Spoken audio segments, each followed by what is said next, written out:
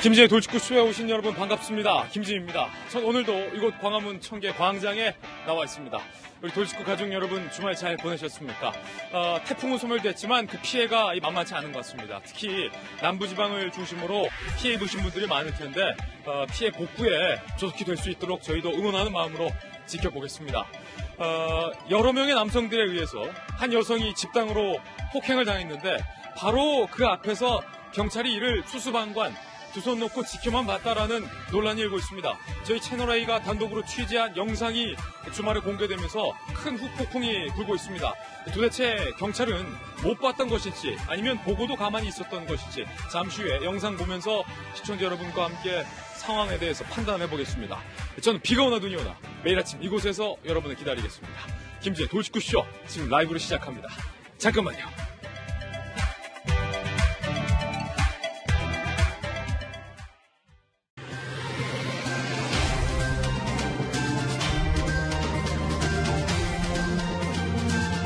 신문 읽어주는 남자입니다. 조국 수석이 연일 반일 정서의 글을 올려서 논란이 되고 있습니다. 일본과 싸우자라는 글까지 급기야 올렸습니다. 그런데 상대를 좀 알아야겠죠. 아베 총리 일본 내에서 잘 나갑니다. 정말 잘 나갑니다. 이번 참의원 선거에서도 연립 과반을 달성했습니다. 동아일보입니다. 참의원 선거 이긴 아베, 한국이 답변 가져오라. 오히려 기세 등등. 아베가 잘 나가요. 선거의 아베라는 별명이 다시 한번 확인됐습니다.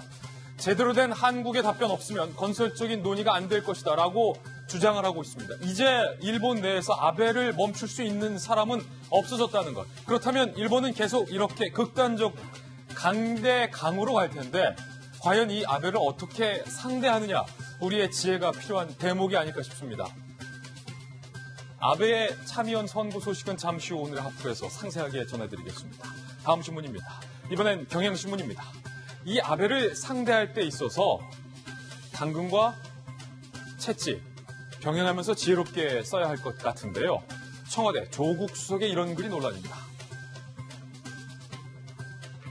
경향신문이 오늘 조국 수석을 매섭게 비판하고 있습니다. 질타하고 있습니다. 페이스북에 조국 수석이 문 정부는 서희와 이순신을 동시에 역할을 하고 있다. 애국이냐 이적이냐. 조국의 이분법적 여론전에 대해서 경향신문이 비판하고 있습니다. 급기야 일본과 싸울 때 지레 겁먹지 말고 쫄지 말자. 끝까지 싸우자. 이런 얘기했습니다. 조국 수석 얼마 전에 죽창가라는 가사를 페북에 올려서 논란이 되기도 했습니다. 한일 충돌 관련 연일 강공 싸우자라는 글을 올리고 있습니다. 경향신문은 조국 수석이 이렇게 이분법적인 여론전으로 국민을 양분해서는 도움될 것이 하나도 없다. 나와 다른 의견의 그 자유를 민정수석이 억압을 하고 있다. 경향신문이 오늘 매섭게 조국 수석을 비판했습니다. 조 수석 왜 이러는 걸까요? 일각에선 총선을 앞두고 일부러 무언가 역할을 하는 것 아니냐라는 얘기까지, 그런 분석까지 나오고 있습니다. 잠시 후 조국 수석에 관한 내용 상세하게 전해드리겠습니다. 다음 신문입니다. 이번엔 중앙일보입니다. 북한이 비난한 한미연합훈련 다음 달에 예정이 돼 있는데 우리 국방부가 이번 한미동맹훈련 명칭에서 한미동맹을 빼기로 해서 논란이 되고 있습니다. 군은 공식 명칭을 미국과 논의 중이다라고 밝혔습니다. 이 연습의 형태, 훈련의 형태도 논란인데요. 방어만 하고 반격 훈련은 아예 생략할 예정인 것으로 전해졌습니다. 전작권 전환 기본 운용 능력 검증이기 때문이다라고 군은 밝혔지만 지금까지 해왔던 한미동맹의 연합 훈련, 굳이 한미동맹의 의미를 빼려는 이유, 역시 북한 눈치 보는 것 아니냐라는 비판이 군 내부에서 일고 있습니다. 다음 신문입니다. 이번엔 조선일보입니다. 박원순 서울시장이 우리 공화당의 불법 천막에 대해서 강제 철거 방침을 재차 밝히면서 이렇게 밝힌 바 있습니다. 광화문 광장이 정치적 성격의 집회로 오염돼선 안 된다. 그런데 이번 주말에 이석기를 석방하라라는 누가 봐도 정치 집회가 열렸습니다. 그런데 서울시에서 이 집회에 허가를 내줘서 내로남불 논란이 일고 있습니다. 서울시에서는 몰랐다라고 해명을 했지만 서울시가 몰랐을 리 없다라는 반박도 만만치 않습니다. 지난 주말에 열렸던 이 집회에서는 이석기 전 의원의 옥중 서신까지 공개적으로 낭독이 됐습니다. 누가 보더라도 일방적인 정치 색채를 띤 집회인데 서울시에서 어떻게 허가를 해준 것인지 잠시 후에 상세히 이야기 나눠보겠습니다. 더군다나 이번 행사 5월부터 인터넷에서 대대적인 홍보까지 했었던 행사라고 합니다. 다음 신문입니다. 이번엔 한겨레 신문입니다. 태풍이 끝나자 이번엔 지진, 단층이 움직였다. 경북 상주에서 연이틀 지진이 발생했습니다. 3.9 진도의 지진이었습니다. 내륙에서, 상주에서 올 들어 최대 규모의 지진입니다. 영상 확인해 보시죠. CCTV가 흔들흔들 완전 내륙이에요. 완전 내륙. 경북 상주에서 연이틀 지진이 일었습니다. 왜 이러는 걸까요? 왜 이러는 걸까요? 전날에는 남서쪽 11km 지역에서 2.0 규모의 지진이 일기도 했습니다. 전날은 2.0, 그 다음 날은 3.9의 지진까지. 내륙 한가운데서 연이틀 지진이 난 것은 굉장히 이례적입니다.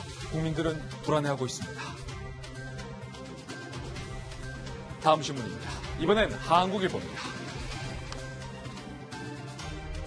태풍 다나스가 소멸했지만 농경지 2,450헥타르 주택 30곳이 침수가 됐는데 뿐만 아니라 지금 부산의 한 해수욕장 해변에 이렇게 정체 모를 쓰레기가 몰려왔습니다. 이거 어디 나라에서 도대체 어디서 나온 쓰레기인지 국적 불문, 내용 불문 알 수가 없습니다. 이제 곧 피서철인데 부산 해변을 뒤덮고 있는 이 쓰레기, 태풍 다나스가 얄궂게도 우리한테 쓰레기만 주고 갔습니다. 민간 봉사자들까지 출동해서 현재 쓰레기를 치우는데 여념이 없습니다. 우리 자원봉사자 여러분들의 봉사에 다시 한번 감사의 말씀을 드리겠습니다. 지금까지 신문 읽어주는 남자였습니다. 네, 월요일 아침 저와 함께 등판한 등판 선수 소개하겠습니다. 저희 돌직구쇼의 전담 변호사, 월요일의 남자, 변한봉 변호사님 나왔습니다. 그리고 민주당의 미래, 더 나아가 국회의 미래, 스타 국회의원 박용진 의원, 그리고 바르다 박 선생, 박정하 전 청와대 대변인 나왔습니다. 눈에 보이는 모든 것을 의심하고 분석하라. 한국이미지전략연구소의 허은하 소장님과 돌직구쇼의 명품 시그니처 김배인 박사님 나왔습니다. 모두 어서 오세요. 반갑습니다. 네. 오늘의 키워드 3가지도 함께 살펴보겠습니다. 먼저 첫 번째 키워드입니다. 쫄지 말자. 조국 수석이 일본을 향해서 쫄지 말자. 끝까지 싸우자. 얼마 전에 죽창가. 이번엔 쫄지 말고 싸우자. 조국 수석이 왜 이러는 걸까? 본 업무인 민정과 인사는 뒷전이고 그 길 반일 감정만 붙이고 있다라는 비판이 일고 있습니다. 두 번째 키워드는 몰랐다. 박원순 서울시장이 서울시가 몰랐다. 이석기 석방 집회에 대해서 말입니다. 잠시 후 이야기 나눠보죠. 세 번째 키워드는 수수방관. 경찰이 수수방관하고 있다라는 비판이 일고 있습니다. 잠시 후 이 3가지 키워드에 관한 이야기 하나하나 짚어보겠습니다. 김지혜 돌직구쇼 오늘의 탑뉴스로 시작합니다.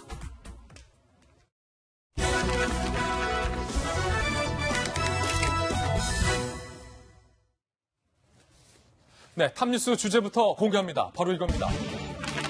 청와대의 민정수석이 연일 SNS, 페이스북에 반일 정서의 글을 올려서 논란이 되고 있습니다. 얼마 전엔 죽창가, 이번엔 쫄지 말고 싸우자. 그리고 그 얼마 전엔 친일파다라는 이야기까지 올렸습니다. 논란의 글들 함께 보시죠. 일주일 사이에 조국 수석이 42차례 글을 올린 것으로 확인이 됐습니다. 엄청나게 많은 글이죠. 일주일 사이에. 조국의 대일 여론전. 문재인 정부는 국익 수호 위해서 서희 역할과 이순신 역할을 동시에 수행하고 있다라고 글을 올리면서 싸워야 하고 또 이겨야 한다. 일본의 지레 겁먹고 쫄지 말자. 라고 글을 어제 올렸습니다. 그런데 그제는요, 조국 수석이 일본 강제징용과 관련된 대법원의 판결을 부정하는 사람이면 누구나 다 친일파다. 이렇게 글을 올렸어요. 그리고 현 사태 책임을 대법원과 문정부에 돌리는 한국인이 있다. 이 사람들도 친일파다라는 식의 글을 올렸습니다. 이분법적인 글을 올려서 논란이 되고 있는 겁니다. 이뿐만 아니라 지난 18일에는 한일 간의 경제 전쟁이 발발했다. 현 상황에서 중요한 것은 애국 아니면 이적이다. 애국 아니면 이적이다. 상당히 이분법적인 시각이죠. 그리고 지난 13일 죽창가를 한참 잊고 있었다라는 의미심장한 글까지 올렸습니다. 민정수석의 이 같은 연일 반일 글에 대해서 야당에선 비판을 하고 났습니다. 야당의 비판 들어보시죠. 정부의 철저한 대응 요구들을 친일이나 이적으로 규정하는 것은 한마디로 국민 편가르기입니다. 죽창가가 울려 퍼지는 조국 수석의 페북 내용들은 마치 80년대를 그린 영화를 보는 것 같습니다. 현명한 국민들은 80년대 운동권 놀이를 하고 있는 이들에 대해 혀를 차고 있는 사실을 알아야 할 것입니다. 한국당 내에서 특히 강한 비판이 나왔습니다. 나경원 원내와 민경욱 대변인의 이야기 함께 보시죠. 북한 파리도 모자라 이제는 일본 파리냐. 국가적 위기에도 야당 탓하러 또 친일 프레임인가라고 비판을 했고요. 민경욱 의원은요. 총선용 반일 감정을 조장하고 있다. 죽창과 이적에 이어 전쟁 표현까지 국민이 치를 떨 지경이다라고 비판을 하고 있습니다. 먼저 같이 청와대에 계셨었던 같이 계시지 않았고 청와대에 먼저 계셨으니까 청와대 한참 선배인데 박정아 대변인 조국 수석이 지금 연일 반일 정서의 글을 올리고 있는데 상당히 이분법적이라는 지적이 나오고 있어요. 친일 아니면 뭐 반일 뭐 이렇게.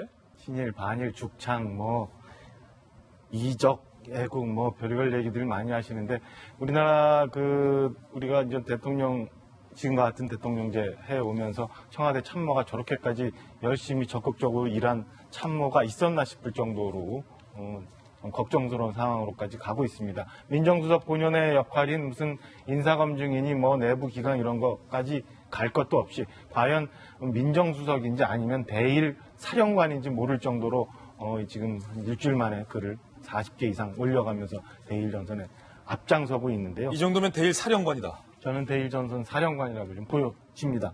뭐 배상, 보상 뭐 이런 그 정의까지 하시면서 역시 서울대 교수 출신답게 학제적인 접근하시고 서희, 이순신 역사적인 얘기하고 애국, 이적 뭐 이런 얘기하고 죽창가에 심지어는 어제는 이제 쫄지 말자까지 갔는데 역시 바깥 다시 가신 분이라는 생각이 들어요.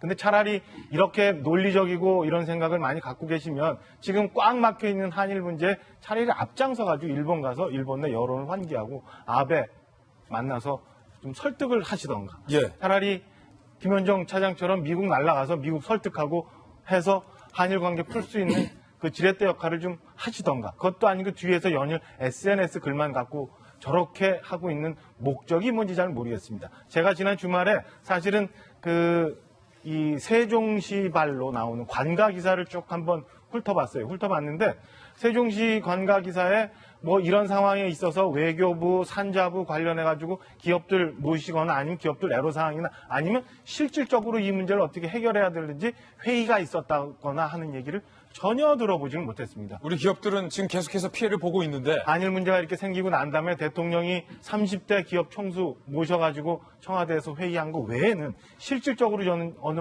부처에서 이 문제에 더 심각하게 고민하고 있고 기업의 애로를 듣고 그다음에 정부가 지원해 줄 일이 뭔지에 대해서 얘기해 봤다는 기사를 못 봤어요. 쭉 주말에 찾아봤는데 물론 열심히 일했고 제가 잘 검색 못 해가지고 못 봤겠죠. 근데 안 보이니까 안 하고 있는 거 아닌가 싶은 생각이 들어요. 예. 청와대 있을 때 보면은 저런 게 있습니다. 그러니까 청와대가 힘이 있으니까 여러 부처를 조정할 수 있고 일을 만들어갈 수 있잖아요. 무슨 일이 생겼을 때 조용히 각 부처 역할을 할 수 있도록 조용히 지원하고 조정해주는 사람이 있고 그렇지 않고 조국 수석처럼 이렇게 막 나대는 사람들이 있는데요. 꼭 그런 거 보면은 자기 장사하려는 분들이 저런 일을 하더라고요. 혹여나 조국 수석이 이렇게 풍전등화 이 일을 앞두고 자기 장사를 위해서 이렇게 열심히 회복하고 있는 건 아닌지 예. 돌아보시기를 바라겠습니다. 나대는보다는 이제 나서는이라는 표현을 하신 거죠. 조국 수석이 얘기했던 것 중에 청와대의 자기 모순이다라는 지적도 오늘 나오고 있는데요. 이 부분입니다. 조국 수석이 앞서 강제징용에 대한 대법원의 판결을 부정하면 누구든지 친일파다라고 규정을 했는데 정작 청와대는 일본과의 이런 경제 보복 양상이 극화되지 않도록 어떻게든 외교적으로 풀려하고 있다는 겁니다. 문재인 대통령도 일본과 강대강을 원치 않는다. 외교회장으로 나오라라고 말씀을 하신 터라 지금 청와대 핵심 관계자가 일본과의 어떤 외교적 물밑 대화에서 이런 내용 전달했다는 거예요. 사법부 판결을 행정부에서 뒤집을 수는 없지 않느냐. 일본이 좀 이해를 해달라. 우리 극대극으로 가지 말자.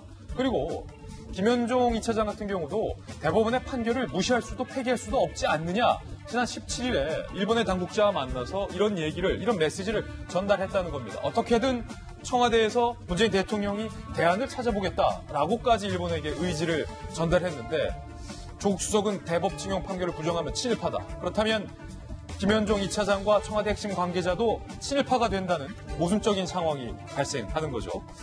어쨌든 김배운 박사님, 우리 기업들이 지금 피해가 막심한데 일본과 뭐 싸우자라고 하면 속은 시원한데 우리 국민들도 분노하고 계신 분도 많지만 그래도 우리 기업들이 입는 피해를 생각해서 좀 자제하고 대화로 풀려고 하시는 분들도 많거든요. 그러니까 조국 수석이 오히려 문재인 정부의 외교적 해법에 대해서 길을 꽉 막히게 만드는 건 아닌가라는 생각을 지울 수가 없는데요.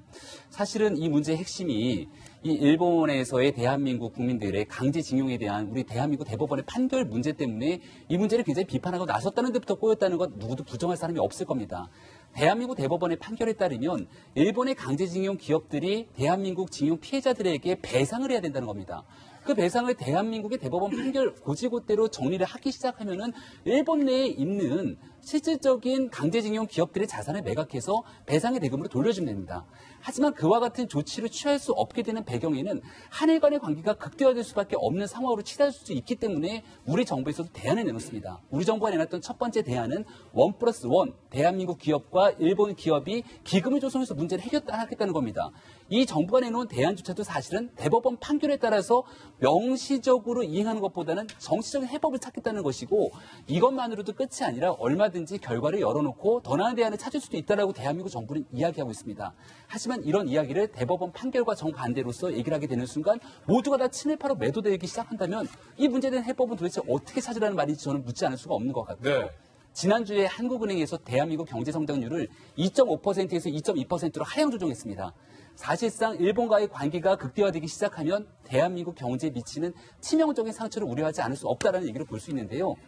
조국 민정수석의 이 같은 발언이 있다면 과연 대한민국 외교부 그리고 청와대 핵심 관계자들이 이 문제의 난국을 타개하기 위해서 어떤 해법을 가지고 있는지 다시 한번 묻지 않을 수 없는 그런 상황이 아닐까 싶습니다. 이게 좀 걱정되는 게 박용진 의원님, 대통령께서는 화가 나지만 그래도 대한민국 정부를 대표하시기 때문에 일단 일본과 대화로 가자라고 미국을 독려하면서 일본을 어떻게든 외교적 해법으로 끌어내기 위해서 밤낮 없이 지금 마음을 쏟고 있는데 대통령의 측근이 일본을 계속 이렇게 자극하는 게 과연 실익이 있을지라는 좀 우려가 되는데 여당 내에서 조국 수석이 통제가 안 된다라는 얘기도 지금 나왔어요.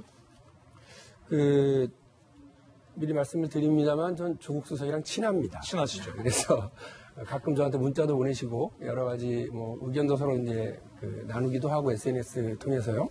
그러기도 하는데 이번 역할은 제가 볼 때 조국 수석이 이른바 배드캅 역할, 그러니까 악역을 좀 자처한 게 있는 것 같아요. 일부러. 네, 보면 일본의 총리실에서도요 아주 못된 소리하는 주변 참모들이 있어요. 그리고 일본 내각 중에서도 악역을 맡아서 한국 정부에 대해서 상당히 모질게 얘기하는 사람들도 있습니다. 특히 관방장관이 원래 그렇게 역할을 하지는 않는데 고노가 더 나서가지고 이렇게 하기도 하고요. 고노 외무상이죠. 외무상 같은 경우 우리 낭만표 대사 불러다가 아주 무례한 태도를 이렇게 보이는 것까지 보이는 걸 보면 각각이 자기 악역을 맡은 사람들이 있는 것 같습니다. 그래서 예. 조국 수석이 그런 악역을 맡았다. 뭐 그렇게 하면 저는 이해가 조금 되기는 합니다만. 그런데 그러려면 일본에 대해서만 좀 센 말을 하면 되는데 우리 국민들을 상대로 친일파다라고 구분짓는 것은 좀 악역과 멀지 않습니까? 뭔가 내부 결속과 단속을 하기 위해서 뭐 그렇게 할 수도 있는데 저는 이제 그것에는 동의하기가 어렵다 이 말씀을 예. 드리고 싶습니다. 오히려 지금 상황은요 수학 문제를 풀어야 되는 수학 시간입니다. 근데 지금 체육 시간처럼 와 소리 지르고 막 이렇게 뛰어다니고 그러면 수학 문제 못 풉니다. 지금은 아주 치밀하게 대응하고 또 아주 장기적으로 고민을 해야 되는 타이밍이기 때문에 그냥 뻥축구 하듯이 우르르 뛰어다녀야 되는 그런 체육 시간하고 좀 다르다. 그래서 조국 수석이 뭐 글을 올리고 이런 것도 본인의 어떤 계산된 행동이라고 생각합니다. 많은 논란이 있을 줄 알면서 이렇게 한다고 생각하기 때문에요. 그러나 그 내용과 관련해서 이른바 자유한국당을 중심으로 한 야당에서만 반발하는 것이 아니라 경향신문 오늘 제가 사설 여러분 앞에 보여드리는데요. 그 시 사설에 보면 이적 친일파 이런 단어가 우려스러운 청와대 민정수석의 페북 여론전이라고 하는 경향신문의 사설입니다. 예. 그러니까 이 경향신문도 여러분 아시겠습니다만 상당히 그 이제 진보적인 어떤 언론으로들 이제 지칭이 되는데 예. 이 경향신문의 사설을 보더라도 조국 수석의 이런 표현, 방식 이런 것에 대해 우려를 표하는 분들이 있다라고 하는 점 우리가 이해를 하시고 받아들이셔야 된다고 생각을 합니다. 그렇군요.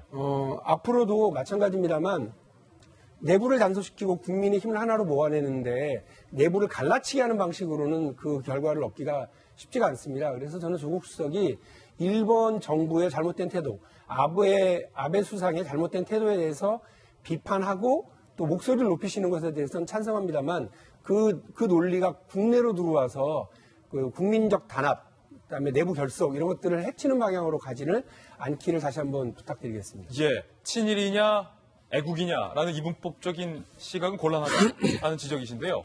공영방송도 이른바 친일 정서 부추기기 논란에 휩싸였습니다. 윤수민 기자가 취재했습니다. 일본 제품 불매운동을 보도하며 안 뽑아요라는 문구에 자유한국당 로고를 사용한 KBS.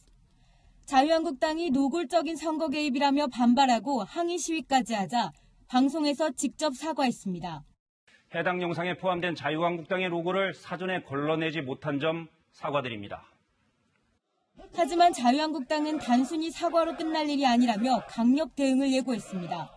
KBS의 형식적인 사과에는 어떠한 진정성도 찾아볼 수 없으며 법적 조치들을 계속해서 취해 나갈 것이라는 점을 알려드립니다. 한국당 의원들도 SNS에 KBS 공정보도 정신은 죽었다며 근조 표시가 붙은 이미지를 공유하고 나섰습니다. 그러면서 KBS에 대한 선거 개입 청문회를 요구했습니다. KBS 내부에서도 비판의 목소리가 나옵니다. KBS 공영노조는 공영방송이 노골적으로 선거에 개입하려는 것이냐고 비판했고 전국 언론노동조합 KBS 본부도 과실이 있었다면 분명하게 책임을 물어야 한다고 성명서를 냈습니다. KBS가 사과는 했지만 논란은 쉽게 가라앉지 않을 전망입니다. 채널A 뉴스 윤수민입니다. 사실은 제 주변에 많은 분들도 허나 소장님, 네. 지금 일본이 밉잖아요. 얄밉잖아요. 솔직히 많이 밉죠. 그러니까 맥주라도 안 사 먹고 싶은 마음은 그러는 건 다 이해가 되죠. 저부터도 편의점 가면 막 이러면 그냥 몸짓. 질을 이렇게 잡게 되는데 네. 국민들이 그러는 거야 당연하지만 자꾸 이제 높은 분들이나 아니면 공영방송에서 좀 차분하고 침착하게 대응하셔야 될 분들이 자꾸 뭔가를 이렇게 조장하고 하니까 그게 좀 걱정되는 거죠. 그러니까 국민들이 일본 때문에 화나고 또 저런 공영방송이라던가 정치인 때문에 걱정이 돼가지고 잠을 못 자요. 지금 덥고 지금 태풍 때문에도 힘드는데 다들 너무 걱정시키는 것 같아요. 우리 국민들이 어디까지 나서서 지켜드려야 될지 그 걱정까지 됩니다. 저번에 저거 보고 솔직히 깜짝 놀랐어요. 어떻게 그 동그라미 안에 자유한국당의 로고가 들어갈까? 그건 누가 그렸을까? 그리고 그런 것을 제가 알기로는 공영방송은 되게 체계가 더 있잖아요. 인원이 많다 보니까. 그래서 그림이 어떤 게 나가고 CG가 어떻게 처리가 되고 그런 부분들을 되게 꼼꼼하게 챙긴다고 생각했는데 어쩌면 그 마음속에 이미 자유한국당은 친일이다. 이런 생각을 갖고 있기 때문에 보이지 않을 수도 있다라는 거예요. 근데 저 그림을 보고 혹여라도 한두 명이라도 자유한국당 친일 맞잖아. 라는 말을 했다면 저건 아주 큰 실수를 하는 겁니다. 그래서 공영방송이 저런 식의 로고, 특히 시각적인 것은 너무나 무서운 효과를 줍니다. 또한 유튜브라던가 여러 군데 사진이 찍혔거나 영상이 나와서 모든 국민들이 돌아보면서 혹여라도 그래 자유한국당은 친일이야 라는 생각을 하게 됐다면 저건 법적 책임까지도 지셔야 될 것 같아요. 그래서 일반 국민들이 제발 걱정하지 않게 하셨으면 좋겠다라는 생각이 들고 조국 수석에 대해서도 한마디만 좀 드리고 싶습니다. 저는 이미지 전문가, 이미지 전략가 차원에서 조국 수석이 왜 저렇게 SNS로 여론몰이를 할까라는 고민을 진짜 주말 내내 하게 되더라고요. 근데 이게 트렌드이긴 합니다. 전 세계적으로 대선을 준비한다거나 또한 뭐 투표로 무언가를 한다거나 아니면 킹메이커가 되고자 하는 사람들이 SNS 정치를 하기 시작을 하죠. 근데 사실 SNS는 일반적인 국민들 10대라던가 20대는요. 그냥 생활이에요. 그냥 생활이지 어떤 정치적 목적이 있지 않습니다. 근데 이제 40, 50대 되면 저도 사실은 SNS를 하는데 제가 사업을 하는 게 있으니까 마케팅적 차원에서 SNS를 할 수밖에 없어지죠. 불편함은 있고 좀 어색한 점이 있지만 그래도 SNS를 하면서 소통을 하려고 노력합니다. 전 세계적인 트렌드, 정치인들이 꼭 하는 것이 바로 이 SNS 정치 여론몰이거든요. 우리가 잘 아는 트럼프 같은 경우도 SNS를 통해서 이제 트위터 대통령이라는 얘기를 합니다. 그중에서 그 트위터의 많은 수를 늘리기 위해서 했던 말이 막말, 멕시코에 장벽을 올리겠다, 여성 비하에 대한 말들을 통해서 사람들을 몰리게 한 다음에 자신의 이야기를 하기 시작합니다. 아베도 마찬가지입니다. 지금 아베도 SNS를 하고 있죠. 조수석은 만약에 홍보수석이라면 저희가 좀 이해를 할 수 있을 것 같은데 왜 민정수석이 지금 청와대에서 그런 여론몰이를 하고 있을까? 정말 의문이 가는 지점입니다. 예, 첫 번째 이슈에 대해서 전해드렸습니다. 이번엔 저희가 준비한 두 번째 이슈를 공개합니다. 민중의 지팡이가 민중이 얻어맞는 것을 수수방관하고 있었다라는 논란이 일고 있습니다. 저희 채널A가 단독으로 취재해서 공개한 영상이 보도되면서 많은 논란이 더해지고 있습니다. 일단 그 장면부터 직접 살펴보시죠.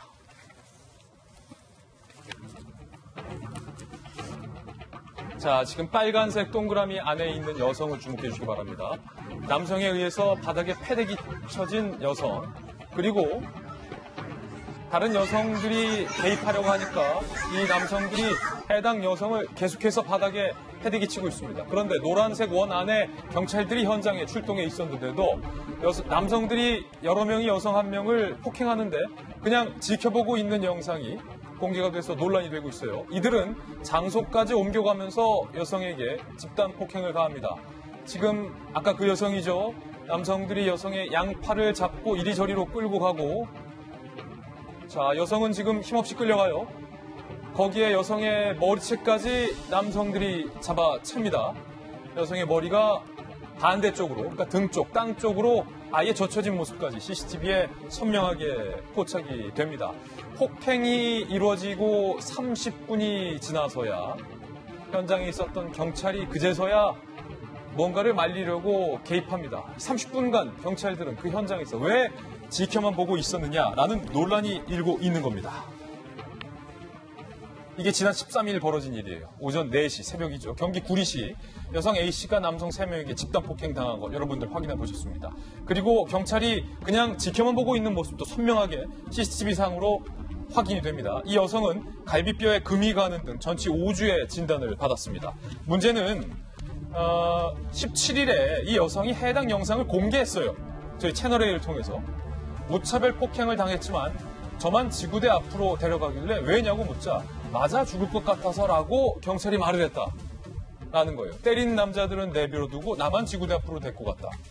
여성이 이렇게 주장한 겁니다. 지난 18일 여성이 경찰의 남성들을 고소했습니다. 그런데 고소인 조사 중에 영상 속에 있었던 경찰 소속 간부가 이 여성을 찾아와서 영상을 내려달라라는 요구를 했다라는 주장도 이 여성이 했습니다. 일단 피해 여성의 주장부터 먼저 들어보시죠.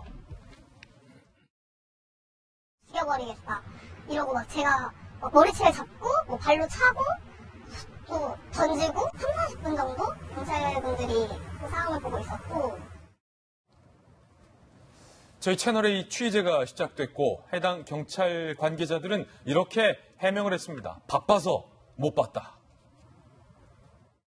처음에 그 신고 떨어졌던 112 끊는 집착점에 집중하다 보니까 그 조금 떨어져 있는데도 그 인지를 못했었고.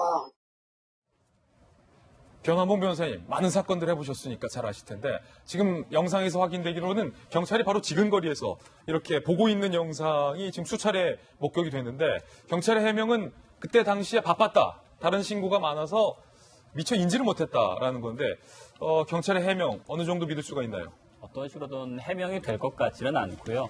바로 이제 사실 뭐 잘해야 5m, 10m도 안 떨어져 있는 상황이었었고 저렇게 상당한 몸싸움 과정이었으면 상당히 소란스러웠을 걸로 보여지거든요. 근데 그 사이에서 전혀 인지를 못했다라는 것은 전혀 좀 납득할 수 없는 해명인 것 같습니다. 또 영상 속에서도 그렇게 소란이 벌어지는 것을 경찰들이 뻔히 쳐다보고 있는 장면이 있는데 그 과정에서 자신은 몰랐다라는 것은 좀 전혀 말이 안 되는 것 같고요. 사건을 하다 보니 물론 저런 경우가 간혹 있기는 합니다. 그러니까 예를 들어서 뭐 조폭들이라든가 집단 패싸움이 벌어졌을 때는 경찰도 사람이기 때문에 두세 명이 신고받고 출동했다가 도저히 말릴 수 없는 상황이 되면은 말리질 못하고 경찰서에다 기동타격대를 보내달라. 인원이 너무 부족하다. 우리로는 못 막을 것 같다. 하면서 좀 수수방관하는 경우가 있기는 한데 그런 경우는 사실 경찰들도 두 명이서 수십 명의 싸움을 말릴 수 없으니까 그 사람들도 무서움을 느낄 수 있으니까요. 인정할 수 있을 것 같아요. 근데 이것은 지금 서너 명의 경찰이 서 있었고 남성 서너 명을 제압하지 못하고 여성이 맞는 것을 그냥 지켜보고 있었다라는 것은 어떤 식으로든 해명이 안 될 것 같습니다. 여성을 지금 보면은 영상에서 바닥에 지금 수차례 여성을 소위 남성들이 패대기 친다고 표현을 해야 될까요? 쓰러뜨리고 넘어뜨리거든요. 얼마나 아팠을까요? 이거를 그냥 보고 있었다는 거죠. 그렇죠. 거의 뭐 직무유기에 해당하는 정도가 될 것 같습니다. 그러니까 예를 들어서 뭐 정말 많이 떨어져 있었다라거나 아니면 뭐 여러 명의 남자가 했었는데 경찰에 겨우 한 명이 출동해가지고 이거 자신도 신변의 위협을 느껴서 못했다라거나 차라리 그랬다면 이해가 갈 것 같은데 오히려 남성들의 못지않은 숫자가 있었고 말릴 수 있는 상황이었으면 말리지 않았다라는 것은 도저히 해명이 안 될 것 같습니다. 예, 과연 이 영상이 공개되고 나서 경찰을 믿을 수 있는 것이냐? 누리꾼들은 지금 부글부글해 하고 있는 상황입니다. 민중의 지팡이를 어떻게 믿느냐는 겁니다. 이런 댓글이에요. 세금이 아깝다. 직무유기다. 당장 해임해야 한다. 경찰의 저런 모습. 이제는 놀랍지도 새삼스럽지도 않다라는 의견도 있고요. 국가로부터 보호받을 수 있다는 믿음은 이제 버려야 할 것 같다. 자기 몸 자기가 챙길 수밖에 없는 나라다. 현실을 그대로 보여준 듯하다. 국민들 현실은 아랑곳하지 않는 경찰뿐 아니라 정부 공무원 모두의 모습이다라는 댓글까지 현재 달리고 있는 상황입니다. 그런데 더욱더 놀라운 건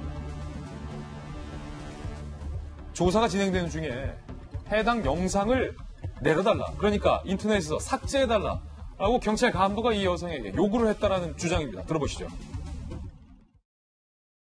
그거 좀 빨리 내려달라. 제 앞에서 이제 내려달라고 했거든요. 그거는 되게 그 앞에서 이제 제가 안 좋으니까 내리라는 식이었어요. 밑으로 나니까 저한테 연락 오고 사과하고 그렇게 하는 게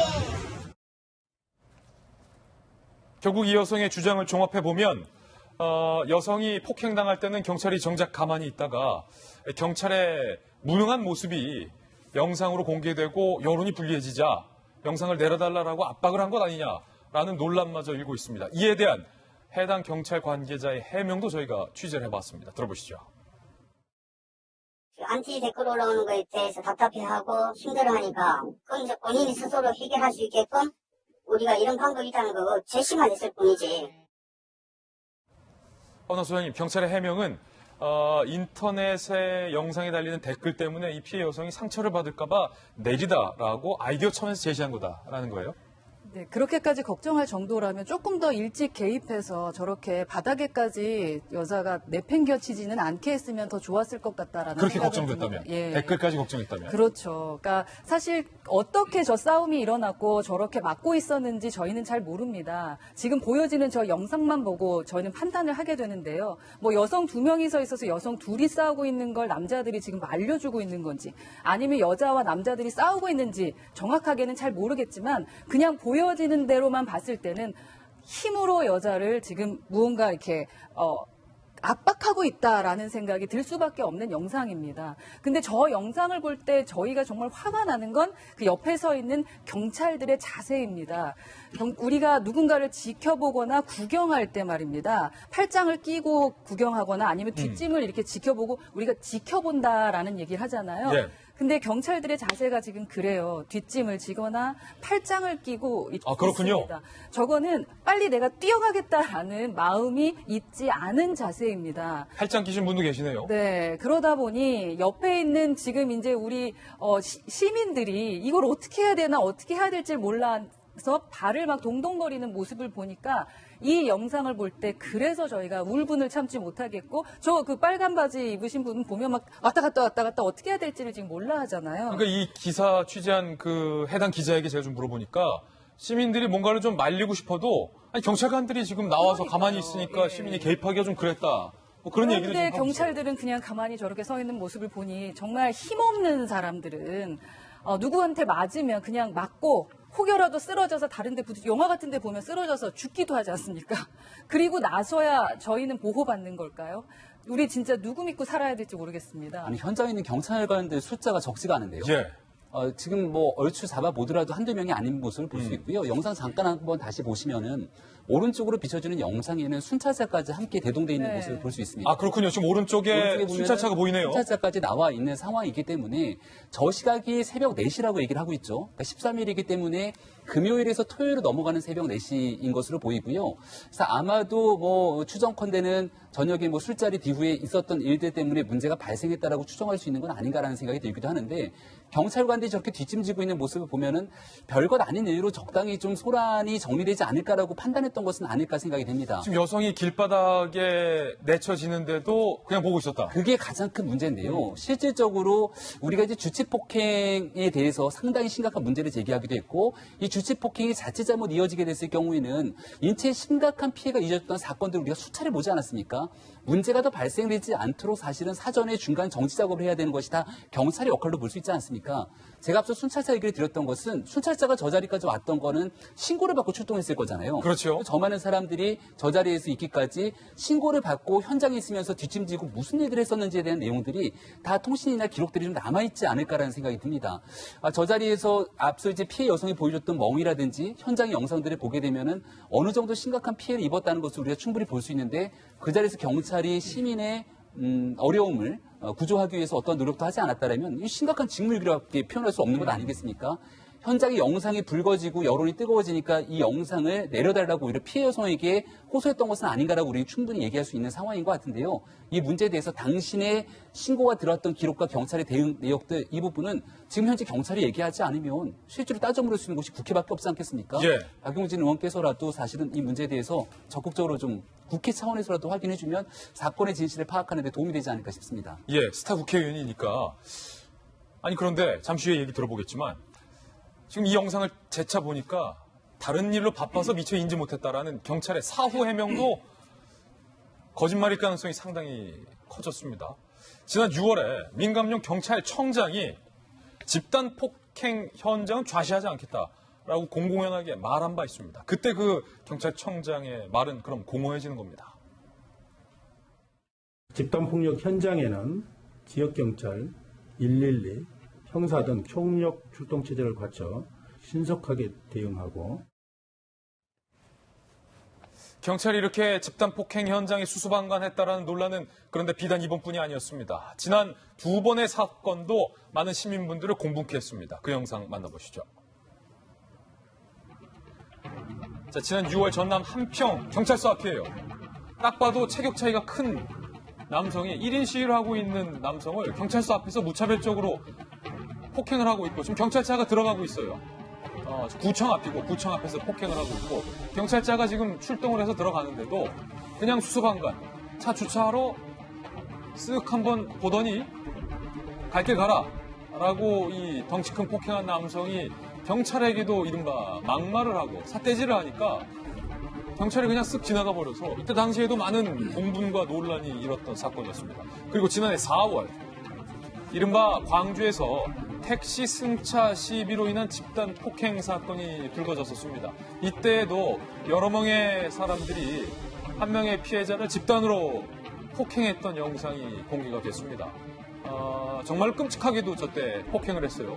잔디밭 위에서도 그리고 길거리 위에서도 이들의 집단 폭행은 이어졌는데 당시 출동한 현장이 적절히 대응을 하지 않고 수수방관하고 있었다라는 영상이 공개되면서 이때에도 큰 논란이 일었습니다. 박용진 의원님, 이거 왜 그런가요 지금?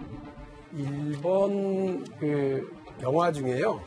그 이제 경찰들의 그 태도를 보여주면서 시신이 이렇게 강에서 떠내려오는데 그 강을 기준으로 그 자기 관할 구역이 갈리거든요. 예.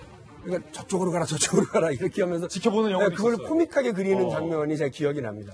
그러니까 경찰이 저렇게 자기 관할 구역, 그리고 지금 출동한 다른 사건 핑계를 대는 것은 시민의 안전을 그야말로 내팽개쳐진 그런 것을 보여주는 거거든요. 아주 실망스럽습니다. 그 경찰이 물론 다른 공무와 다른 그 출동 사건 때문에 바삐 가야 되거나 거기에 집중해야 될 수는 있습니다만 자기 눈앞에서 벌어지는 범죄 행위, 자기 눈앞에서 벌어지는 어떤 그 사회적 문제 행위에 공권력이 적극적으로 개입해서 그 시민의 안전을 도모하지 않으면 그거는 저는 직무유기 행위라고 분명히 말씀드리고 싶습니다. 다른 변명으로 덮어질 수 없는 일이라고 보거든요. 또 경찰이 그동안 우리 국민들 앞에서 이제 보여줬었던 것들 중에 특히나 그 버닝썬 사건 때문에 되게 분노했는데요. 벌어진 사건을 뒤에 와서 수습하면서 엉터리를 해나가는 것도 국민의 공분 대상입니다만 예. 출동한 현장에서 벌어지고 있는 일들에 대해서도 이런 식으로 하고 있다라고 그러면 실망을 넘어서는 분노를 우리 국민들이 가질 수밖에 없습니다. 예. 그러나 안타깝게도 뭐 국회가 이 문제에 대해서 지금 어떻게 진상을 규명하고 하기는 좀 이렇게 좀 다른 사안이고요. 경찰청 내에서 이 사건은 이제 경기경찰청 내 관할 지역 내에서 벌어진 것 같은데요. 경기경찰청에서 이 사건에 대한 분명한 좀 사건 감찰과 조사가 필요하다고 보여지고요. 그에 대해서 국민들 앞에 분명하게 밝히고 책임자에 대해서 문책하는 일들이 있질 않고 또 우리 내부 일이니까 손이 안으로 굳고 그래서 버닝썬 사건처럼 경찰 조직에 명운을 걸겠다더니 아무것도 건 것도 없고 건진 것도 없는 예. 이런 식으로 나와서는 안 된다고 저는 생각합니다. 경찰의 신뢰가 하루하루 높아지지 않으면 수사권 조정 문제로 검경 수사권 조정을 하겠다고 하면서 경찰에 일정한 힘을 실어주기로 했었던 여권 혹은 우리 시민들의 반응 생각해 보십시오. 얼마나 실망스럽습니까? 예. 그러니까 저는 경찰이 이번 일과 관련해서도 명확한 책임 있는 태도를 보이셔야 된다고 생각을 합니다. 예. 만약에 저희 채널A가 이 문제 보도하지 않았더라면, 경찰의 요구대로 동영상 내리고 쉬쉬했더라면, 어디서 우리 국민들 또 이렇게 피해당하고 있을지 모른다라는 걱정이 앞서는 대목입니다. 경찰이 이에 대한 해명 분명히 다시 한번 요구하는 바입니다. 이번엔 저희가 준비한 세 번째 이슈입니다. 정치 집회는 허용하지 않겠다던 광화문 광장에서 그제 정치 집회가 열렸습니다. 허가를 내준 서울시는 몰랐다라고 해명을 했는데 그 해명이 논란이 되고 있습니다. 어떤 시위였는지, 어떤 집회였는지 함께 보시죠. 그제 서울시 광화문 광장에서 720 이석기 석방대회 대규모 집회가 열렸어요. 그러니까 이석기 전 의원을 석방하라라는 거죠. 이석기는 무죄다. 옛 통진당 인사와 또 민중당, 민노총 등 60개 단체가 대규모로 2만 명여가 참석을 해서 이때 아마 광화문 차 끌고 오신 분들은 교통 불편을 아마 많이들 겪으셔서 다 알고 계셨을 그럴 집회였을 겁니다. 이 장소에서 클라이맥스는 옥중에 있는 이석기 전 의원의 편지를, 옥중 서신을 공개적으로 낭독하는 순간이었습니다. 종북몰이 희생자, 사법농단 피해자, 자유평화 선구자, 이석기 광복절 특별사면을 요구하는 말이 나왔고 참여한 사람들은 석방이 정의다. 이석기 의원을 지금 당장 석방하라라고 외쳤는데요. 편지 내용도 이렇습니다. 내란 음모 조작 사건은 민중과 진보 정치가 결합하는 걸 방해한 모략이자 분단 체제가 낳은 괴물이다. 공정한 재판을 받았다면 나는 무죄였을 것이다. 그러면서 문재인 정부에 대한 비판도 이석기 전 의원이 편지로 썼습니다. 그대로 낭독됐는데요. 문 정부가 미국 눈치를 보면 평화와 통일이 늦춰질 수밖에 없다. 그리고 황교안 대표에 대한 비판도 덧붙입니다. 황 대표는 낡은 시대를 되살리려 한다. 대통령이 되겠다는 건 모두 헛된 꿈일 뿐이다. 라는 정치적으로 편향된 어떤 그런 문구와 구호와 외침들이 가득했던 집회였는데요. 박원순 시장이 지난 5월에 정치적 목적의 행사는 엄단하겠다라고 밝힌 바 있었는데 그거에 배치돼서 논란입니다. 지금 서울시의 조례에 따르면 예? 광화문에서는 기본적으로 정치적인 목적의 행사나 또는 그런 텐트를 치는 것은 불법입니다. 그래서 그런 경우에는 그야말로 불법 증거이기 때문에 그 행정 대집행을 해서 철거하는 수밖에 없습니다. 박정화 대표님, 저희들 보기에는 이석기 석방 그제 집회도 분명히 박원순 시장이 엄단한다는 정치적 성격의 지표로 보이는데요. 어떤 건 되고 어떤 건 안 되고 기준이 좀 애매해요. 그러니까 어쩌다 이 지경까지 갔는지 잘 모르겠는데 저도 그때 이제 마침 그 행사가 시작되기 전쯤에 그 앞을 좀 지나가게 됐는데 행사가 굉장히 크더라고요. 예. 그래서 저거를 몰랐을 수가 있을까? 아, 이런 행사도 하는구나라고 이제 느꼈는데요.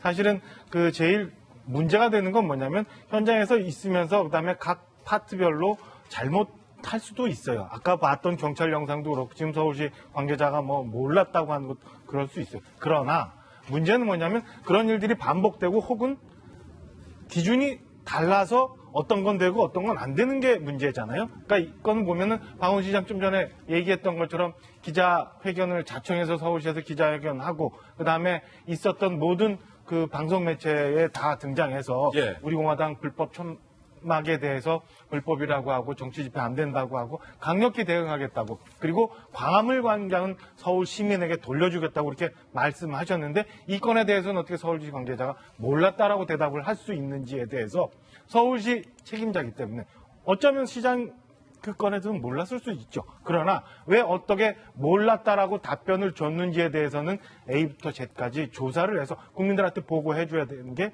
시장의 역할 아닌가라는 생각이 듭니다. 이에 대한 서울시의 해명도 저희들이 한번 취재를 해봤습니다. 몰랐다는 겁니다. 문화축제인 줄 알았다. 공연인 줄 알았다. 그래서 허가를 내줬다. 이석기 석방대회가 열릴 줄 전혀 몰랐다. 주최 측에서 인권 평화 토크 콘서트로 안치환 씨 등이 공연한다고만 말했다. 하지만 취재해보니까 경찰에 신고된 집회 제목은 8.15 양심주 석방대회로 신고가 돼 있어서 몰랐다는 서울시의 해명도 뭔가 설득력이 떨어진다라는 지적이 되고 있어요. 그리고 경찰에 신고된 집회 제목을 보면요. 주체가 이석기 의원 내란 음모 사건 피해자 구명위원회로 돼 있어요. 그리고 더군다나 이 행사 지난 5월부터 인터넷과 SNS에서 해당 행사를 계속 줄곧 홍보해온 터라 경찰 관계자도 지금 이렇게 얘기하고 있습니다. 서울시가 관심을 가지고 체크했다면 얼마든지 알 수 있었던 부분이다.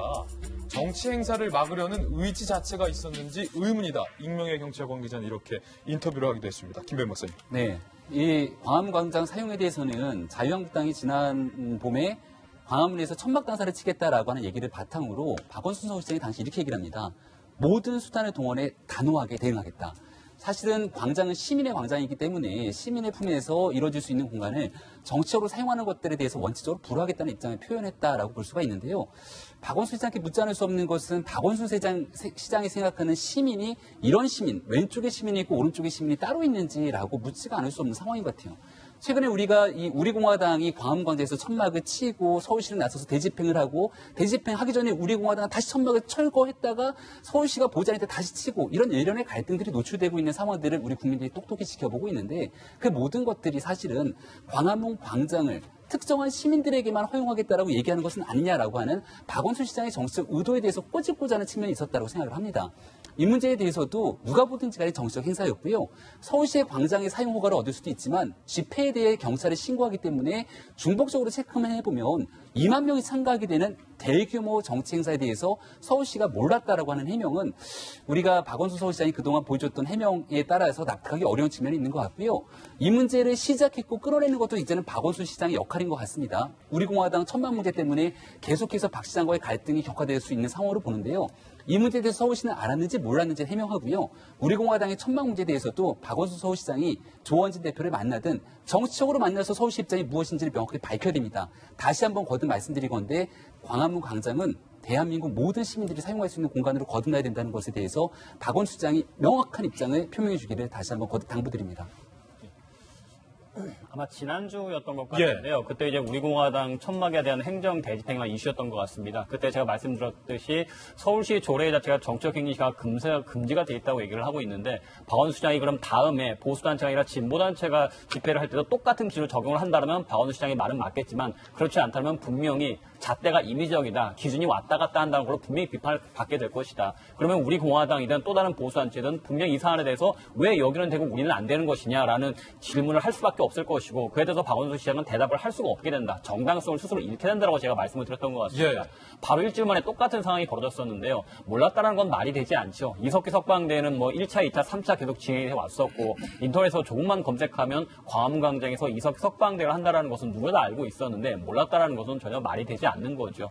박원순 시장 입장에서는 김병민 우리 교수님 말씀하셨던 것처럼 그냥 한쪽의 시민, 내가 마음에 드는 정치 성향에 대해서는 충분히 인정을 하겠지만 그렇지 않은 쪽에서는 당연히 단호하게 대처를 하겠다고 얘기하는 것 자체가 이미 기준을 상실해버렸다고밖에 볼 수가 없을 것 같습니다. 박윤진 의원님, 박 시장님은 뭐 모르셨겠죠. 알고도 그렇게 허가를 하셨겠습니까? 예.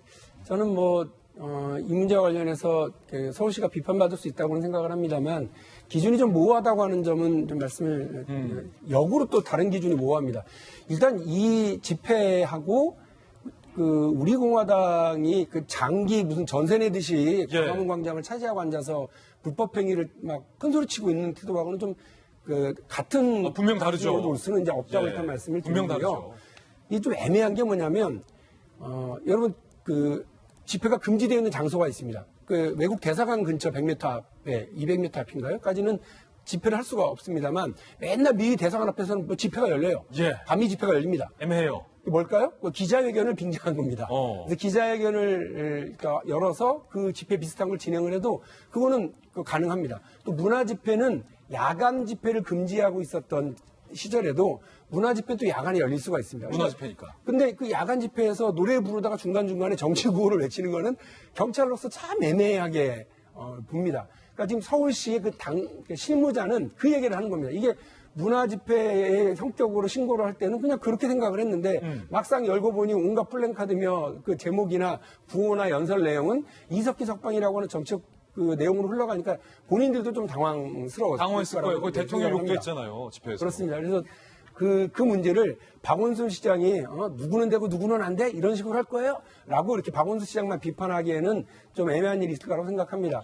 저는 아직도 기억을 합니다. 2013년 사건이 있었을 때 저는 이석기 전 의원의 태도와 그가 보여준 행동에 대해서는 비판 그리고 불법적 어떤 시비가 분명히 있어야 된다고 생각을 했습니다만 그 당시 통진당을 강제 해산하는 행위에 대해서는 저는 정치적으로 논란이 두고두고 남을 거라고 말씀을 드렸던 게 제가 기억이 납니다. 그때 많은 비판을 받으면서도요. 우리 돌직구에서도 또 그랬습니다. 그래서 저는 지금도 그렇습니다. 이석기 전 의원은 석방하라고 정치적 구호를 외칠 수 있다고 생각합니다. 그리고 그것을 얘기할 수는 있습니다만 지금 사법부의 모든 판단은 그 당시가 박근혜 정부 시절이었기 때문에 이거는 다 잘못된 거다라고 하는 일방적이고 너무 단순한 논리로 얘기하시는 거 우리 국민들을 너무 우습게 하는 거라고 생각합니다. 그 당시 우리 국민들과 또 우리 언론이 바라보고 있었던 상황 그리고 지금 법리적으로도 마찬가지인데요. 이석기 의원을 석방하라고 하는 주장은 저는 정치적으로는 가능하다고 생각합니다만 그거를 논리적으로 합리적으로 만들어 놓기 위해서 그 당시 있었던 사법부의 판단, 그 당시 있었던 여러 증거라든지 제시됐던 상황을 다 조작된 거다, 다 가짜다. 깡그리 무시해서는 안 된다. 사법부가 정치적으로 내린 판단이다라고 얘기하는 걸 국민들이 얼마나 동조할 수 있지는 그건 잘 모르겠습니다. 합리적인 생각과 합리적인 주장만이 우리 사회를 합리적으로 끌고 갈 거라고 저는 생각합니다. 저는 이 이석기 전 의원 걸로 논문도 썼어요. 논문도 썼어요. 그래요? 그냥 그렇다고 한번 갑자기 정치냐 문화냐 하다가 학술적으로 가고 있죠. 논문 얘기하면 여기서 지루해지니까 제가 논문 얘기는 거두겠습니다만 석방 이거 뭐 전혀 여기까지만 하겠습니다. 이번엔 저희가 준비한 다음 순서를 소개하겠습니다. 취재수첩 Y가 준비되어 있습니다. 오늘은 과연 어떤 사건이 준비되어 있는지 저와 함께 사건풀로 이동하시죠.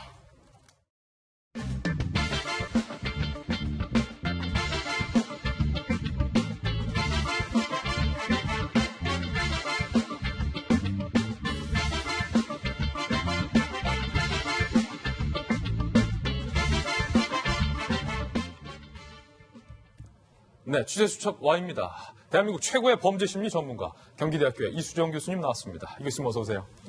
변 변호사님도 함께하겠습니다. 두 분과 함께 풀어볼 첫 번째 취재수첩입니다.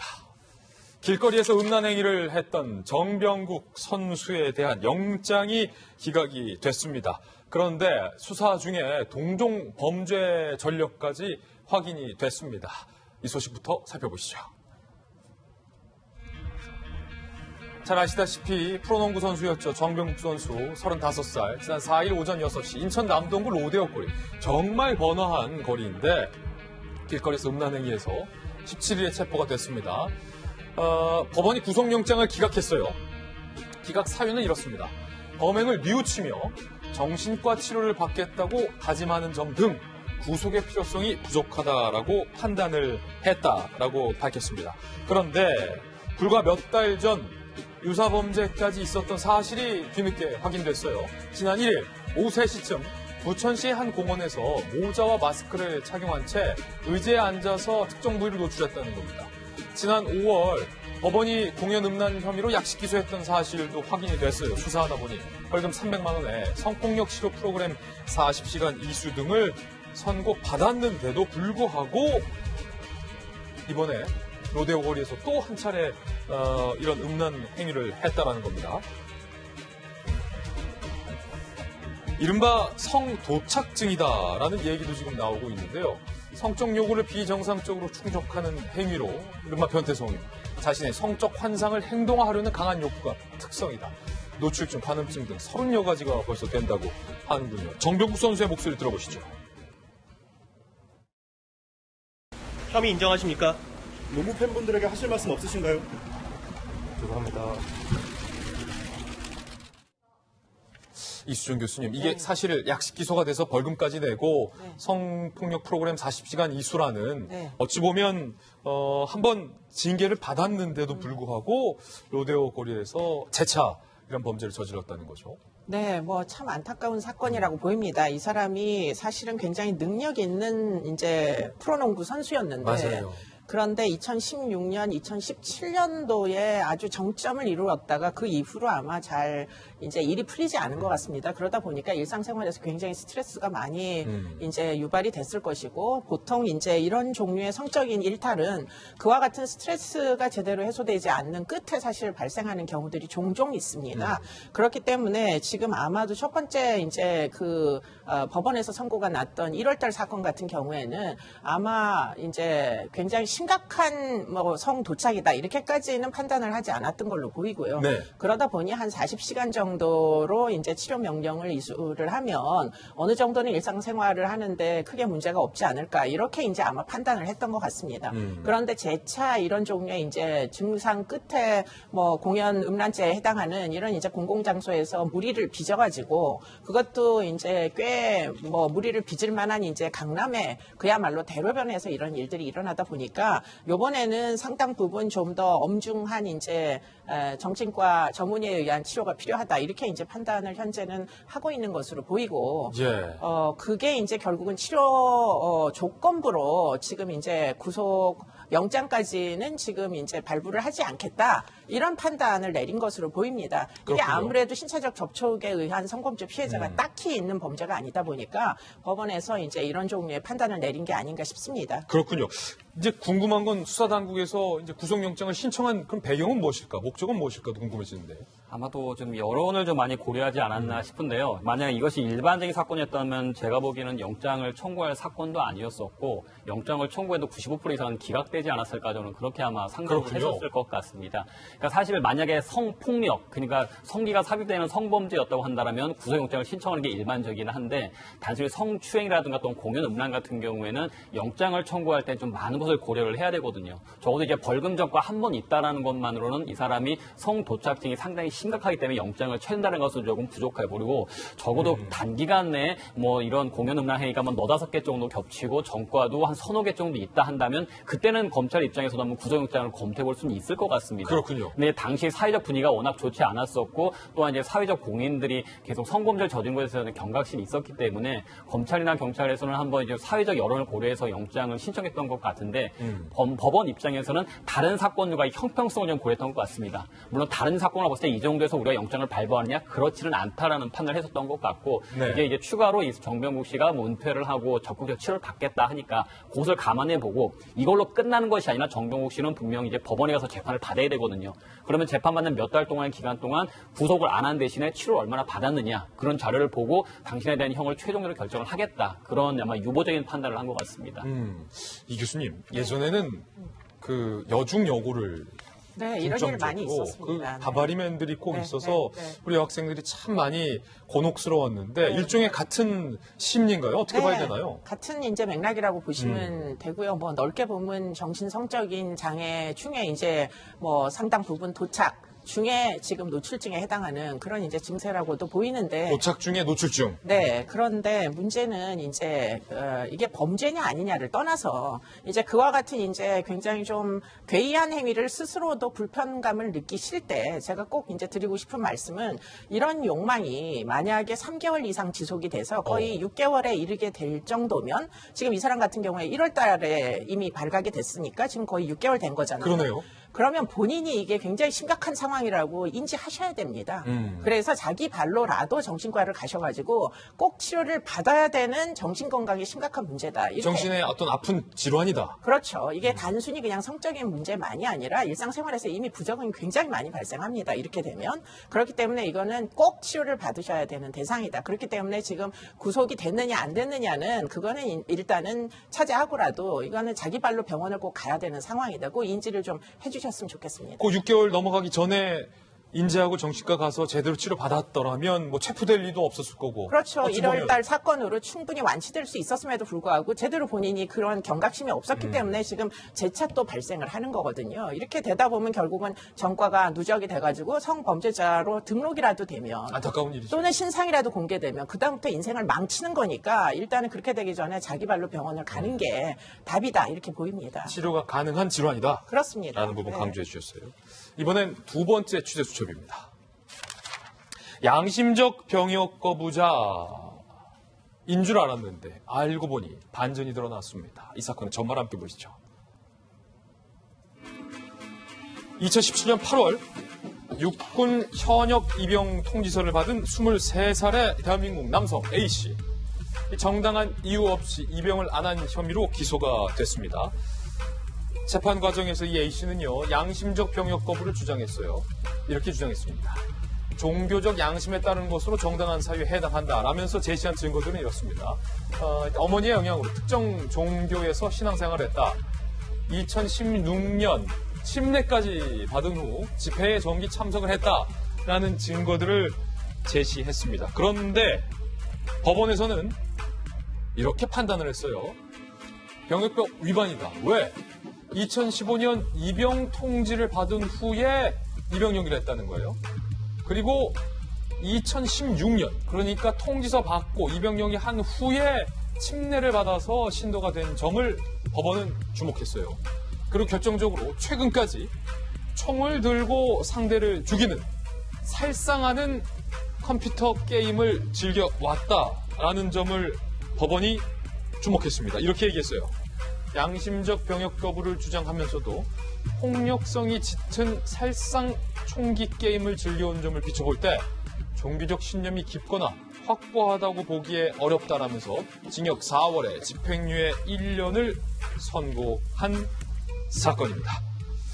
굉장히 이례적인 판결이 지금 나왔는데 이 교수님, 양심적 병역 거부라고 해서 군대에 당연히 안 갈 줄 알았는데 네. 재판부가 굉장히 예리하게 살펴봤군요. 네, 저는 이 재판부가 상당 부분 나름대로 이런 최선을 다한 노력은 굉장히 높이 평가해야 된다 이런 생각이 듭니다. 이게 어차피 양심이라는 게 눈에 보이지 않잖아요. 안 보이죠. 네, 그렇기 때문에 누구라도 양심을 들어서 병역 거부를 하고 싶으면 이런 종류의 이제 주장을 할 수가 얼마든지 있습니다. 더군다나 지금 이 사람 같은 경우에 2015년도에 이 병이 확정됐다는 통지서를 받고 그리고 나서 세례를 받은 건 2016년 그 이후예요. 그 이후다. 그러다 보니까 결국은 2016년에 세례받은 이후에 결국은 2017년에 입영 통지서 나오니까 내 양심 때문에 못 가겠다. 그런 이제 이야기를 하는 거거든요. 그렇기 때문에 결국은 우리나라 남성들, 젊은 남성들에게 병역이라는 게 모두 똑같이 적용되는 책무라면 그렇다면 사실은 이런 종류의 이제 가기 싫어서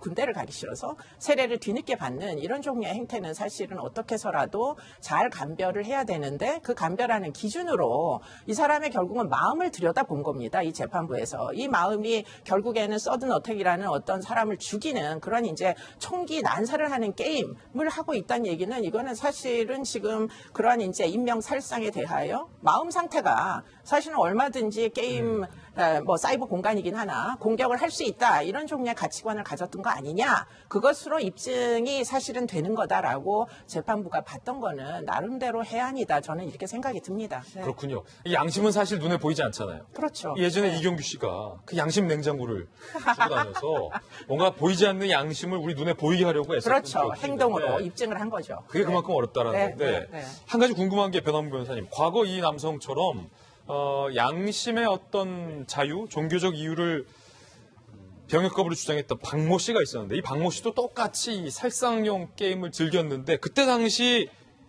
법원에서 무죄 선고받았었거든요. 근데 이번은 또 정반대예요. 왜 그런 겁니까? 이제 이 교수님 말씀처럼 결국 그 사람의 머릿속에 무슨 생각이 있는지 양심이 어떤지는 외부적인 행동으로밖에 볼 수가 없습니다. 근데 이제 이 사람 같은 경우에 지금 이번에 문제는 A씨 같은 경우에는 입영 통지를 받은 이후부터 이제 종교적 활동을 해왔는데 자신의 생활은 전혀 변하지 않았거든요. 여전히 친구가 만나서 온라인 게임하면서 살상 게임을 했었다라는 건데 근데 이제 과거 박 씨 같은 경우에는 좀 다른 것이 이 사람은 어려서부터 독실한 신앙생활을 해오고 있었고 물론 친구들 관계에서 어쩔 수 없이 또 이제 게임에 빠지면 또 안 되니까 일부러 접속하긴 했었지만 여러 가지 상황을 봤을 때 법원에선 이거는 그냥 친구들과의 관계를 위해서 어쩔 수 없이 했던 것이지 그렇게 뭐 살상게임을 즐긴다고 보기는 어려울 것 같다. 하다못해 레벨까지도 봤겠죠. 이 사람의 레벨이 얼마가 되느냐, 또 얼마나 자주 게임에 접속하느냐 그런 자료들을 봤을 때 친분을 유지하기 위한 최소한의 행위였던 것인지 아니면은 정말 양심과 무관하게 그런 살상게임을 즐겼던 것인지 그런 객관적인 자료를 놓고 비교했기 때문에 1인칭 게임, 슈팅 게임에 접속했다 안 했다만으로 유무죄를 가리는 것은 조금 곤란하다고 생각합니다. 네, 법원이 다각적으로 판단을 하고 있다라는 부분이었습니다.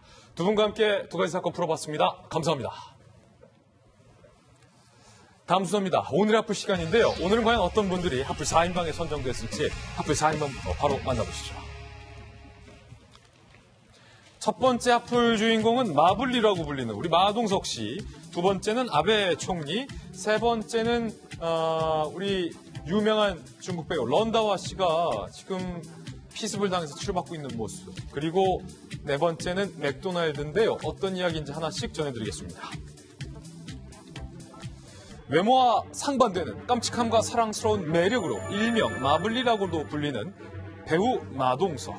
그가 마블 히어로가 됐다는 소식입니다. 한국 남자 배우로는 최초로 마블 영화의 주연을 맡으며 충무로를 넘어 할리우드에 진출한 것. 마동석이 출연하는 마블 영화 이터널스는 초인적인 힘을 지닌 불사의 종족 이터널스에 관한 이야기인데요. 어울리네. 초인적인 힘 어울려요.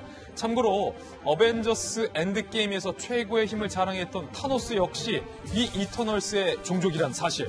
마동석이 맡은 역할은 주인공 길가메시인데요.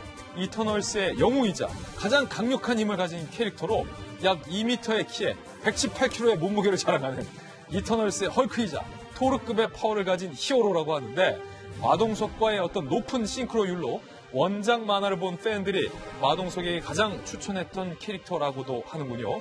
영화는 내년 11월 개봉 예정인데 지금 사진에 보시는 것처럼 안젤리나 졸리와 나란히 연기 호흡을 맞추게 될 전망이어서 야, 우리 마동석이 큰 건 했다. 한류를 또 한번 마동석이 빛낸다. 이야, 얼굴 차이가 좀 크기가 차이가 나는데 소감을 한번 직접 들어보시죠.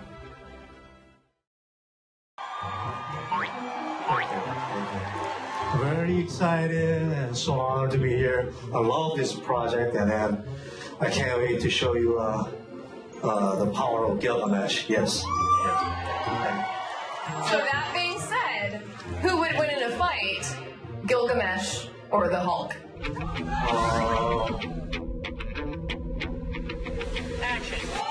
Mark Ruffalo here? No, I would say Gilgamesh.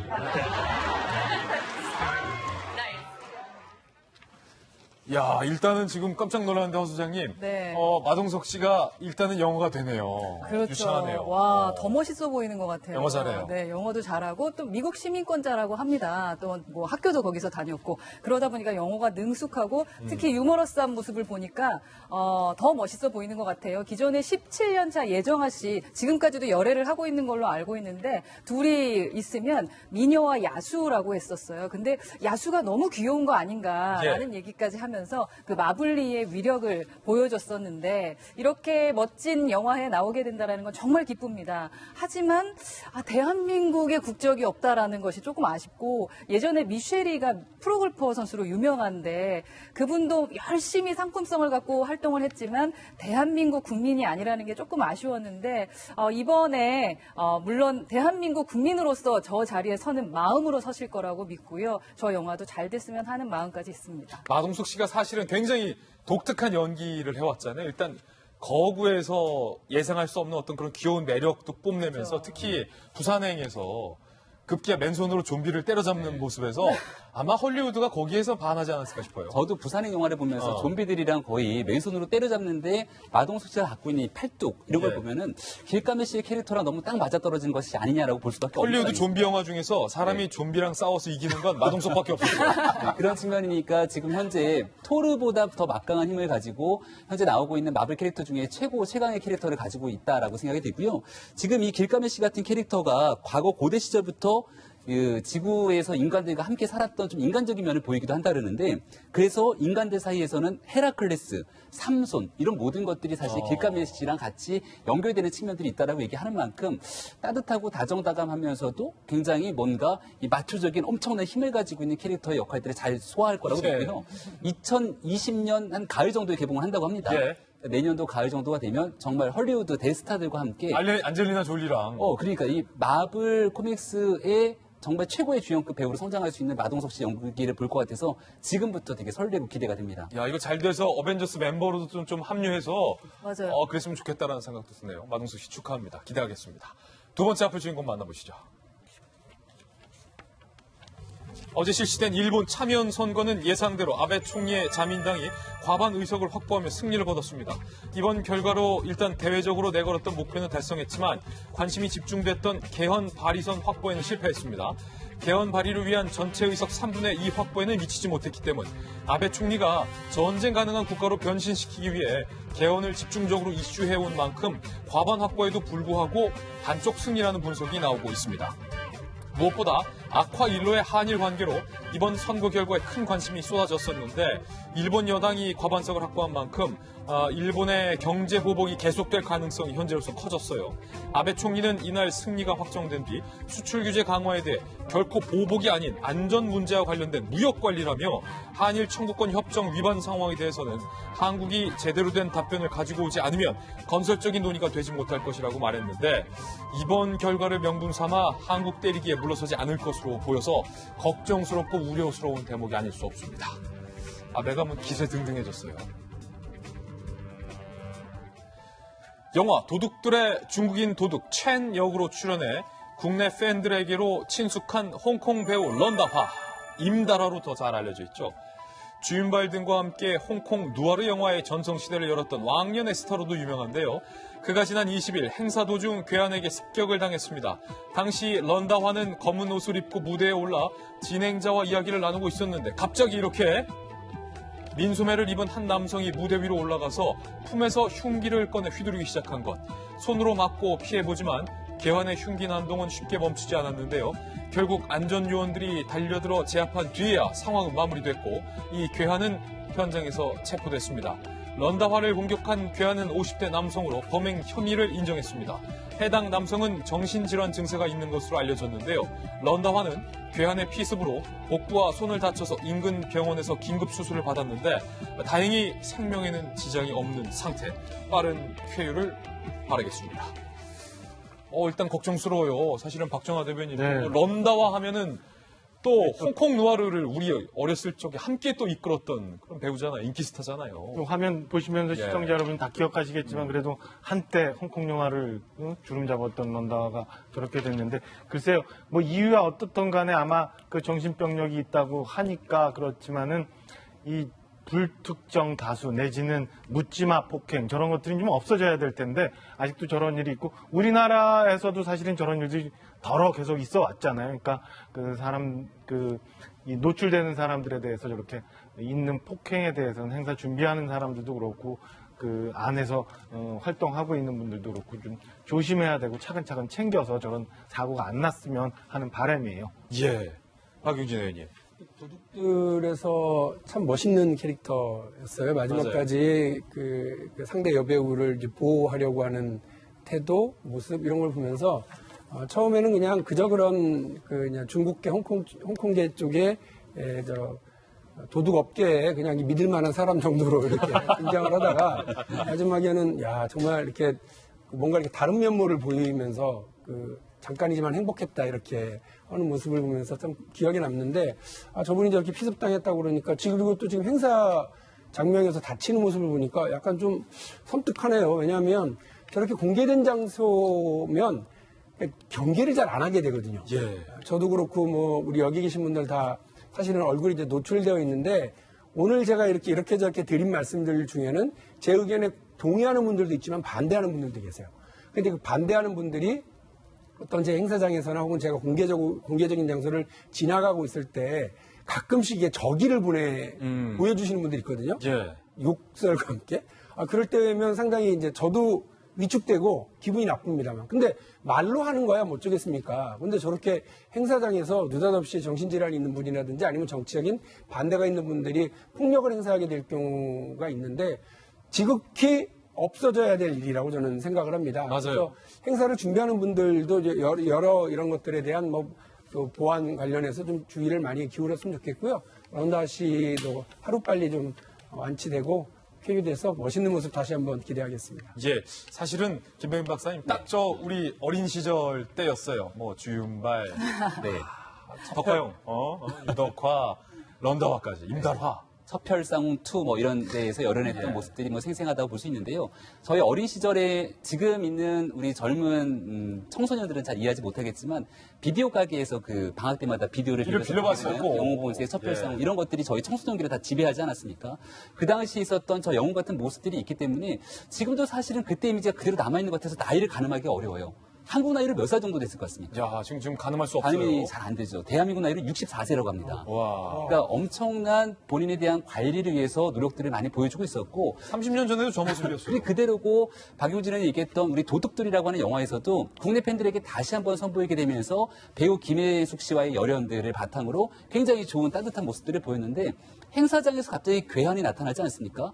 근데 괴한이 나 괴한이요 하고 나타난 게 아니라 팬인 것처럼 다가왔기 때문에 완전 무방비 상태로 있었다는 거예요. 예. 우리가 얼마 전에 왜 김성태 국회의원이 단식 중에서 폭행 한번 당한 적이 있는데 그때도 악수를 하는 것처럼 다가왔기 때문에 완전히 무방비 상태로 손을 내밀었는데 거기 어퍼컷이 올라오지 않았습니까? 그러니까요. 그러니까 이런 상태로서 정말 큰일 날 뻔했던 상황이지만 천만다행으로 2번의 수술을 거쳤고 손에 일부 부상당했던 부분까지 쾌유가 잘 되었다고 지금 런다와 씨의 부인이 또 얘기를 전하고 있는 다행입니다. 상황이거든요. 예.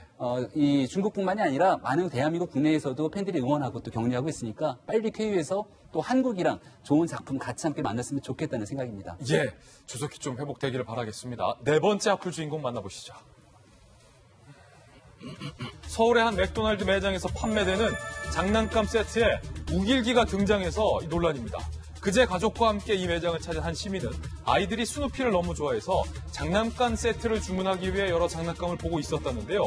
그중 눈에 들어온 건 낙하산 캡슐 스누피 장난감. 그런데 낙하산 천을 쫙 펼쳐보니까 누가 봐도 이게 우길기라는 거예요.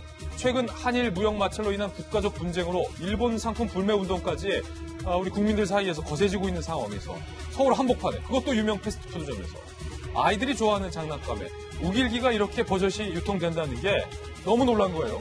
부모님은 얼마나 놀랐을까요?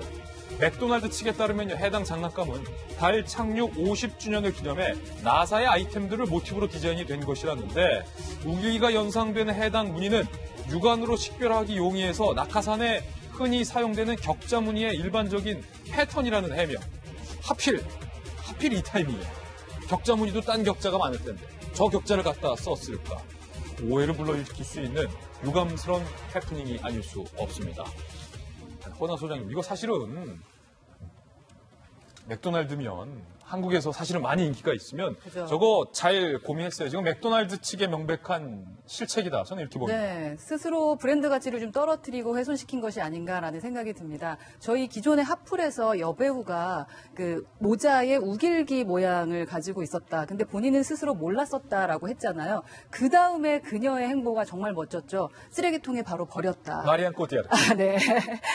상당히 좋아하시는 것 같아요. 마리안 꼬띠아르 제가 좋아합니다. 네, 그때 그녀의 모습을 보면서 역시 마리아느다라고 말씀을 예. 하셨던 것도 기억이 나는데 저희가 저 프랜차이즈 정말 좋아하고 많이 먹고 있고 믿고 있었는데 저희의 마음을 좀 헤아리지 못한 것 같습니다. 저 모든 것을 혹시 쓰레기통에 다 버릴 자신이 있는지 버렸으면 좋겠다라는 마음이 드는 정도입니다. 예, 지금 우길기 모양 판 장난감 하면 국민들이 좀 저 사 먹겠어요, 박정환 대변인. 안 먹죠. 우리 아이들이 사실은 예. 굉장히 민감하잖아요. 민감하고 스누피 캐릭터 굉장히 좋아하는데 그 백지 같은 우리 아이들한테 저 우길기가 굉장히 친근하고 가까이 있는 걸로 인식이 돼서 아이들이 성장한다면 나중에 어떤 생각을 하겠어요. 지금 그렇지 않아도 한일 간의 그 역사적인 문제로 해서 그 굉장히 해결해야 될 부분들이 많은데 우리 아이들한테 자칫 잘못된 역사관을 심어주지 않을까라는 걱정이 좀 앞섭니다. 네, 우려스럽습니다. 저희는 60초 광고 후에 힐링 뉴스로 돌아오겠습니다. 잠시 후 저와 함께 힐링하시죠.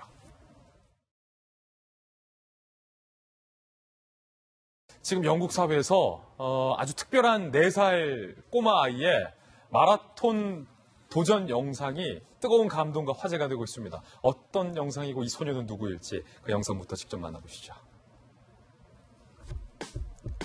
아장아장 걸어가는 이 4살 소년의 모습, 마라톤을 완주하고 결승선에 들어오는 모습인데 관객들이 환호하고 있죠.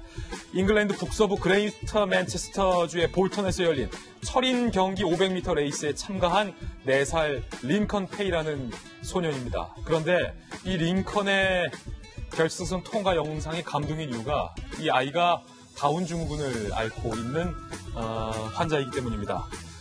다른 소년들, 이거 어린이 경기인데 다른 어린이들은 다 들어왔어요. 가장 마지막에 철인 경기에 완주를 하고 있는 이 링컨 페이라는 소년. 다운 증후군을 겪고 있지만 끝까지 마라톤, 철인 경기를 포기하지 않고 꼴찌이지만 끝까지 환호해주고 있는 관객들을 위해서 이 소년이 완주를 했고 이 소년을 기다린 수많은 관객들도 다 함께 지금 눈물을 터뜨렸다고 합니다. 결승선에는 어머니가 있었어요. 어머니 린 씨가 32살의 어머니가 기다리고 있었는데 울면서 이렇게 얘기했어요. 아들은 매일 우리의 삶을 환하게 만들어주는 아이다 라면서 우리 아이가 결승점에 들어오는 모습을 보고 매우 자랑스러웠다라고 소감을 밝혔습니다. 몸이 좀 아프면 어떻습니까? 이 영상 하나로 아마도 이 링컨 동네 친구들 사이에서 링컨은 가장 뜨거운 핫스타가 될 것 같아요. 아이들 사이에서 조금 아프고 불편한 건 크게 중요하지 않다는 거죠. 그런데 왜 우리가 크면 어른들 사이에선 이게 선입견이 되고 편견이 되는지 모르겠습니다. 오늘 이 순간만큼은 아이의 시선으로 우리 모두 돌아갔으면 좋을 것 같아서 힐링 뉴스로 준비를 해봤습니다. 한 주의 시작입니다. 오늘 저희가 준비한 소식 모두 다 전해드렸고요. 저희는 내일 아침에 풍성한 소식으로 인사드리겠습니다. 오늘 하루는 분명 어제보다 나을 겁니다. 좋은 하루 되십시오. 고맙습니다.